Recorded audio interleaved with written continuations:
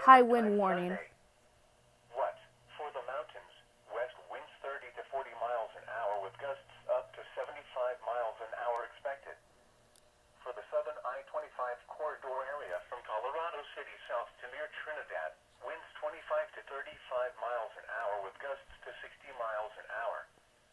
Where? Portions of central and southeast Colorado. When?